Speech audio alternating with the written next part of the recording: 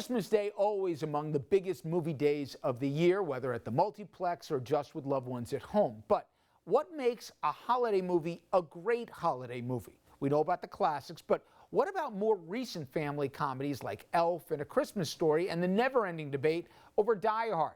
There are no answers to these questions, only opinions, so we decided to turn to Sam Adams. He's senior editor at Slate for his holiday movie opinions. We have these never-ending debates, which are the best holiday movies, which are even holiday movies.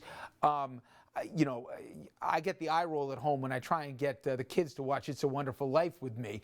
But nonetheless, for me, that's, maybe it's because of sentimentality, but that's it for me. Have you ever seen, I saw something recently where people put Elf at the top of the list. Speak for yourself, and what is considered to be, you know, in the holy grail when it comes to the holiday movies, which ones are the go-to?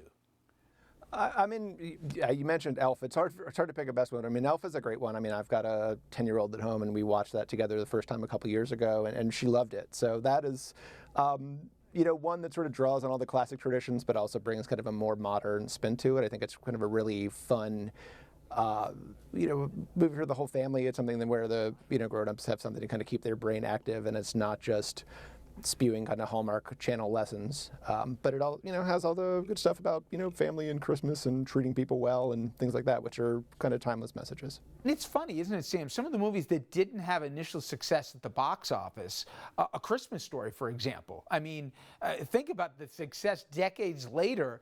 For some families, you know, it's like part of the whole, you know, celebration. You got to sit down and watch Frankie and the Family. So it's amazing how some of these movies got a second life here that seems to go on in perpetuity. Right, and I'm hoping some of the movies that are coming out towards the end of this year, particularly Little Women, which is coming out Christmas Day, that movie is directed by Greta Gerwig. There have been a lot of adaptations of the story before, but this one has some kind of interesting, even twist to it in the way it's put together, and it's just such a kind of warm and comforting movie. It's kind of the equivalent of, like, you know, putting a Yule log on the TV.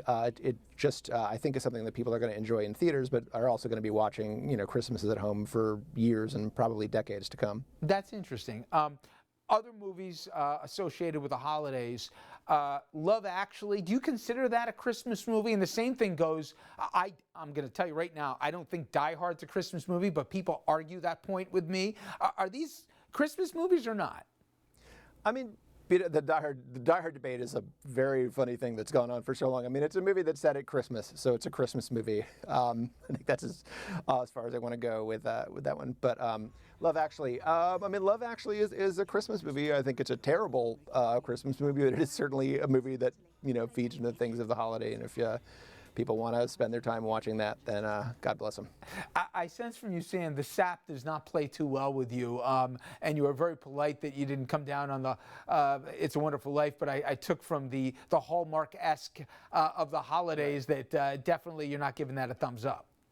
Oh, I mean, It's a Wonderful Life is, I mean, that's a great movie too. I mean, it's got some teeth to it if you watch it more carefully. And I love sap when it's kind of delivered in the right way. I just want to be, you know, I want to be swept away. I want to be made to believe in that too. So I just need to be put in a position where I can, you know, give up and let it wash over me, I guess.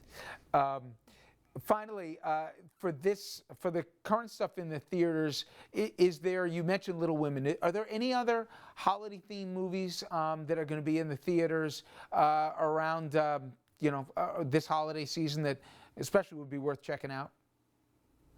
Well, you mentioned Knives Out before briefly, and I think that is sort of a holiday movie for me in the sense that it's basically about a family getting together, and the patriarch, the head of the family, turns up dead, and then everyone becomes a suspect. And I think that is a lot of people's experience of going home for the holidays and getting their family together. Hopefully no one ends up murdered, but that sort of level of suspicion and infighting actually is... there's something kind of comforting about seeing that on screen, and in a very kind of, you know, funny murder mystery way. And I think that's, you know, that is also a movie that just everybody can sit around and enjoy. I think that's not a rarefied taste at all. And Sam, Knives Out got good. You liked it, right? I mean, I've heard it's been very well thought of. Yeah, it's a movie that I've seen a couple times now. It plays extremely well with a crowd. It's kind of a throwback to the sort of big cast like Agatha Christie movies of the 70s and 80s, but it's got some interesting political subtext if you choose to kind of pay attention to that level of it. Really well done by the director of The Last Jedi, Rian Johnson. Probably the best movie made by someone associated with the Star Wars franchise this year. And on that note, Sam, I appreciate the time and happy holidays to you as well. You too. Thank you. Up next, for many of us, especially our youngsters, Christmas and the holiday season, they're a time for me. What will I get as a present? Where will I go? Who will I spend the holiday with? But for those truly filled with the holiday spirit, it gives way to we as we celebrate the season by giving and giving back to others. We're going to highlight some of their stories coming up next.